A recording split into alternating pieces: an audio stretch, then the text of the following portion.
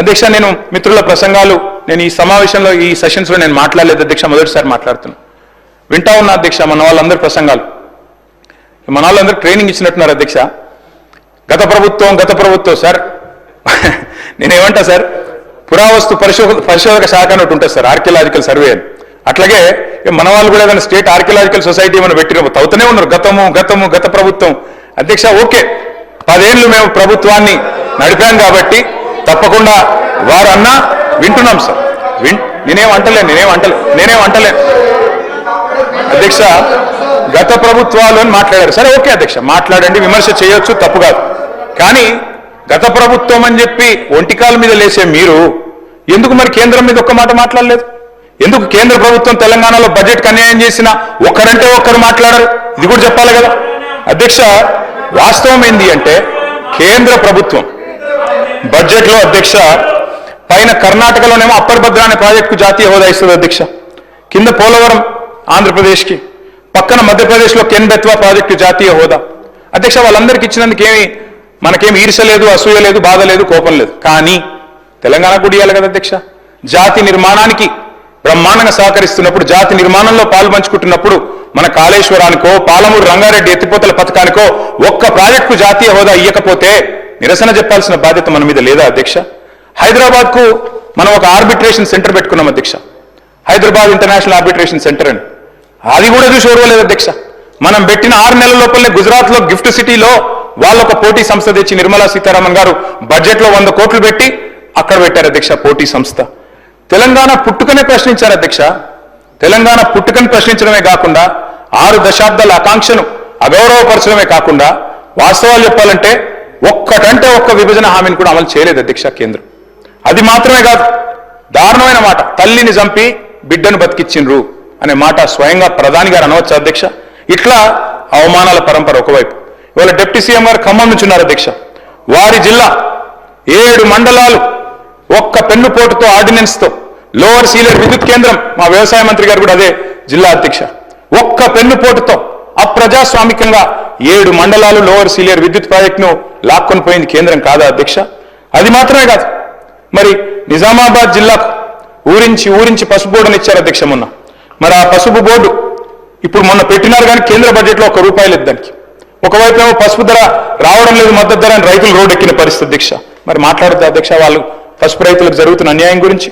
అధ్యక్ష బయ్యారం ఉక్కు కర్మాగారం మాట ఇచ్చారు పునర్విభజన చట్టంలో, కానీ పెట్టరు అధ్యక్ష. మేము అడిగినాం 10 ఏళ్లలో 10 సార్లు 20 సార్లు అడిగినాం, పెట్టలేదు. ఈసారి కూడా మరి మీరు వచ్చిన తర్వాత కూడా మీరు కూడా కలిసినా వారు సహకరిస్తలేరు అధ్యక్ష. ఇక్కడ బయ్యారం గురించి ఒక మాట చెప్పాలి అధ్యక్ష. ఒక కేంద్ర మంత్రి గారు మాట్లాడతారు అధ్యక్ష, నేను వారి పేరు తీసుకొని బాగుండదు, మాట్లాడుకుంటూ అంటారు ఆయన బయ్యారంలో అక్కడ ఐరన్ ఓర్ క్వాలిటీ లేదు పెట్టలేమంటారు అధ్యక్ష. ఎగ్జాక్ట్ గా బయ్యారం నుంచి 160 కిలోమీటర్ల దూరంలో ఛత్తీస్గఢ్లోని బైలదిల్లా గన్లు ఉన్నాయి అధ్యక్ష, ఇనుము గన్లు ఉన్నాయి. ఇవాళ బైలదిల్లాలోని ఇనుము గన్ల నుంచి 550 కిలోమీటర్ల దూరం అవతల ఉండే వైజాగ్ స్టీల్ ప్లాంట్ కి అక్కడికి వెళ్ళి ఇనుము పోతుంది సార్. అట్లే ఈ రోజు నేషనల్ హైవే వేస్తున్నారు, అక్కడ నుంచి ముంద్రా పోర్టు తీసుకుపోతారట గుజరాత్ కి 1800 కిలోమీటర్ల అవతలకి, ఏది బైలదిల్లాకి వెళ్ళి తీసుకుపోతారట. కానీ 180 కిలోమీటర్ల ఇవతలు ఉన్న 160 కిలోమీటర్ల దగ్గరలో ఉన్న బయ్యారంలో మాత్రం స్టీల్ ప్లాంట్ పెట్టడానికి ఇనుము మంచిగా లేదు, అక్కడ క్వాలిటీ లేదు అని మాట్లాడతారు అధ్యక్ష. మరి దీన్ని అడగొద్దా? మనం ప్రపోజ్ పెట్టినాం, గతంలో ప్రపోజల్ పెట్టినాం, శ్రీధర్ బాబు గారు కూడా తెలవాలేదు. స్లరీ పైప్ లైన్ వేసుకుందాం, కావాలంటే రైల్వే లైన్ వేద్దాం, మేము సగం పెడతాం రాష్ట్ర ప్రభుత్వం నుంచి, మీరు సగం పెట్టండి, కానీ స్టీల్ ప్లాంట్ అయితే పెట్టండి, గిరిజన బిడ్డలు ఉండే ప్రాంతం అని చెప్పి కూడా మేము అడిగాం, కానీ పెట్టలేదు. దాని గురించి మాట్లాడొద్దా అధ్యక్ష? ఐటీఐఆర్ యూపీఏ ప్రభుత్వం ఉన్నప్పుడు ఇచ్చారు, వీళ్ళు రాగానే రద్దు చేశారు, అడగొద్దా? ఐటీఐఆర్ టార్గెట్లు మనం దాటినాం ఆల్రెడీ. శ్రీధర్ బాబు గారు 2041లో ఏ టార్గెట్స్ అయితే ఐటీఐఆర్ లో రీచ్ అవ్వాలనుకున్నామో మనం 2022లోనే రీచ్ అయిపోయినాం, దాటినాం. దట్ ఈస్ తెలంగాణ, సొంతంగానే సాధించుకున్నాం. కానీ అడగాలి కదా, అడగకపోతే అమ్మ కూడా పెట్టదు కదా. కేంద్ర ప్రభుత్వం 48,21,000 కోట్ల బడ్జెట్ పెడితే అందులో మనకు ఒక్క ప్రత్యేక పథకం రాకపోతే, మనకు శటగోపం పెడితే మాట్లాడకపోతే ఎట్లా అధ్యక్ష? ఒక్కటంటే ఒక్క ఇండస్ట్రియల్ కారిడార్ ఇవ్వలే. హైదరాబాద్ నాగ్పూర్ కానీ, హైదరాబాద్ బాంబే కానీ, హైదరాబాద్ బెంగళూరు కానీ, హైదరాబాద్ చెన్నై కానీ, హైదరాబాద్ విజయవాడ కానీ ఒకటి రాలే. భారతదేశానికి స్వాతంత్రం వచ్చిన తర్వాత మొదటిసారి అధ్యక్ష చేనేత మీద జీఎస్టీ వేసిన ప్రభుత్వం కేంద్ర ప్రభుత్వం. మరి అడగొద్దాం మనం చేనేతల గురించి? ఒక్క మెగా పవర్ లూమ్ క్లస్టర్ ఇవ్వలేదు.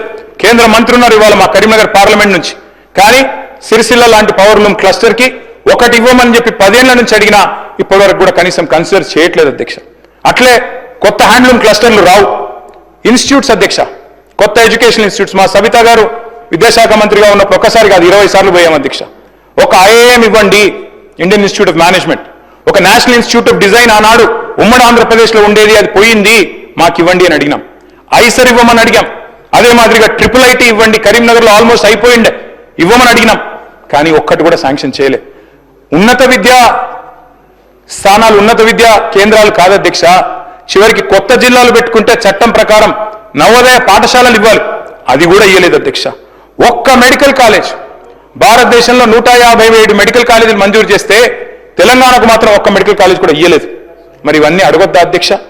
అది మాత్రమే కాదు అధ్యక్ష, ఒక్క సైనిక్ స్కూల్ కూడా ఇప్పటివరకు ఏర్పాటు చేయలేదు అధ్యక్ష.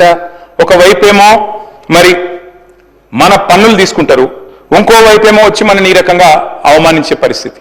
మెహర్బానీ చేసినట్టు మళ్ళీ మీదికెళ్ళి వచ్చి హమ్ ఏ దియే ఓ దియే అంటే అడగకపోతే ఎట్లా అధ్యక్ష? అధ్యక్ష, నేను ఒక మాట ఈ కేంద్ర బడ్జెట్ చూసిన తర్వాత ఒకటి అనిపించింది అధ్యక్ష. వైజాగ్ స్టీల్ ప్లాంట్ కోసం, వైజాగ్ స్టీల్ ప్లాంట్ని తిరిగి మరి దాన్ని ఒక ప్రేరణ ఇవ్వడానికి, ఒక ఉద్దీపన ఇవ్వడానికి, ఒక ఫైనాన్షియల్ స్టిమ్యులస్ ఇవ్వడానికి 11,500 కోట్ల రూపాయల ప్యాకేజ్ పెట్టారు అధ్యక్ష. సంతోషం. వైజాగ్ స్టీల్ ప్లాంట్ విషయంలో మాకేం అభ్యంతరం లేదు అధ్యక్ష, వారు మన సోదరులే, తప్పకుండా వారు కూడా బాగుండాలని కోరుకుంటాం. స్టీల్ ప్లాంట్ వాళ్ళు సమ్మె చేస్తున్నప్పుడు కూడా మేము కూడా అడిగినాం, తప్పకుండా వారికి సహకరించని అడిగినాం. విశాఖ ఉక్కును అమ్మొద్దన్నాం, ప్రైవేటైజ్ చేయొద్దన్నాం. కానీ వారికేమో 11,500 కోట్ల ప్యాకేజ్ ఇచ్చారు అధ్యక్ష. సంతోషం, ఇబ్బంది ఏం లేదు. అదే మరి ఆదిలాబాద్లో అమిత్ షా గారు స్వయంగా వచ్చి చెప్పారు అధ్యక్ష. అమిత్ షా గారు ఎన్నికల ప్రచారంలో చెప్పారు, CCIని తిరిగి తెరిపిస్తాం, సిమెంట్ కార్పొరేషన్ ఆఫ్ ఇండియా. మరి దానికి ₹1 పెట్టకపోతే అడగద్దా అధ్యక్ష? ఆదిలాబాద్లో CCIనేమో తుక్కు కింద అమ్మేస్తారంట, బయ్యారం ఉక్కు మాత్రం ఉక్కు కాదంట. కానీ వైజాగ్లో ఈరోజు వాళ్లకు అక్కడ పార్లమెంట్ సీట్ల మీద ఆధారపడి ఉన్నారు కాబట్టి అక్కడ మాత్రం 11,500 కోట్లు ఇస్తే దాని గురించి మనం మాట్లాడకపోతే మన బడ్జెట్లో తప్పు అవుతుంది కదా అధ్యక్ష. అధ్యక్ష, సింగరేణి స్వయంగా డిప్యూటీ సీఎం గారే చూస్తున్నారు ఇప్పుడు, ఎనర్జీ డిపార్ట్మెంట్. సింగరేణి అధ్యక్ష, మనం అడిగినాం, గతంలో కేసీఆర్ గారి ప్రభుత్వం అడిగింది, మీరు దయచేసి నామినేషన్ మీద బొగ్గు గనులు ఇవ్వండి సింగరేణికి. ఎట్లా అయితే మీరు గుజరాత్ మినరల్ డెవలప్మెంట్ కార్పొరేషన్కి ఇచ్చినారో నామినేషన్ మీద, అట్లే మాకు కూడా ఇవ్వండి అని అడిగినాం. కానీ ఇవ్వరు అధ్యక్ష. గుజరాత్కు ఒక న్యాయం, తెలంగాణకు ఇంకో న్యాయం అన్నట్టుగా ఇవ్వడం లేదు అధ్యక్ష. చివరికి అధ్యక్ష, మనం కనుక పట్టించుకోకపోతే సరే, మనం సింగరేణిలో 51% మనం, 49 వాళ్ళు, కానీ భవిష్యత్తులో డిజిన్వెస్ట్మెంట్ ప్రపోజల్ పెట్టినా ఆశ్చర్యం లేదు అధ్యక్ష.